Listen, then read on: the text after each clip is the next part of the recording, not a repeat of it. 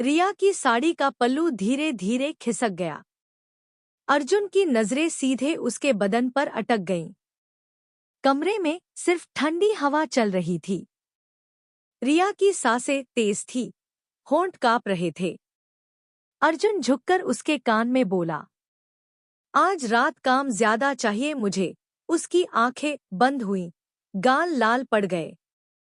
Table पर फाइलें नीचे गिर चुकी थी। अर्जुन की उंगलियां उसकी कमर थाम चुकी थी।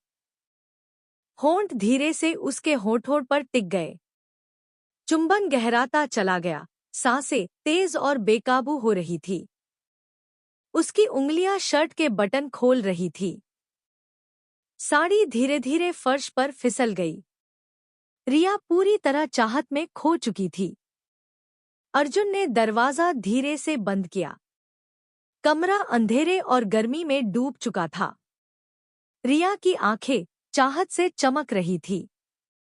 उसकी धड़कनें तेज थी, होंठ कांपते हुए बोले, अर्जुन प्लीज, उसने धीमे स्वर में कहा। उसका आलिंगन और गहराता चला गया। वह पूरी तरह चाहत में डूब चुकी थी। गर्दन पर होंठ रखे गए बहुत धीरे। रिया ने हल्की सिसकी से जवाब दिया। उसके नाखून अर्जुन की पीठ पर धंस गए। टेबल अब चाहत से हिलने लगी थी। अर्जुन का हाथ नीचे की ओर खिसका। उसकी सांसें अब पूरी तरह बेकाबू।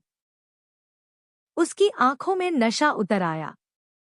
बारिश बाहर जोरों से गिर रही थी। अंदर आग और तेज जल रही थी। रिया के होठों पर मुस्कान उतर आई। उसका बदन अर्जुन के आलिंगन में कांपा। टेबल से कुर्सी तक सफर जारी था। कमरा आहटों और सिसकियों से गूंज उठा। दोनों चाहत के नशे में खोए थे। अर्जुन ने फुसफुसाकर कहा, अब तुम मेरी।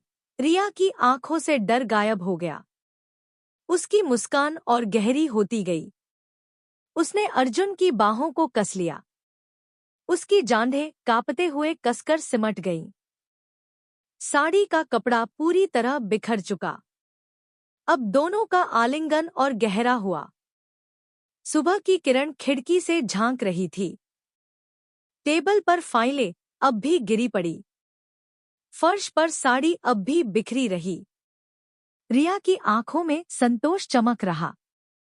उसके होठों पर मुस्कान ठहर चुकी थी। अर्जुन ने कहा, ये रात याद रहेगी। उसने आंखें बंद कर धीरे से हामी भरी।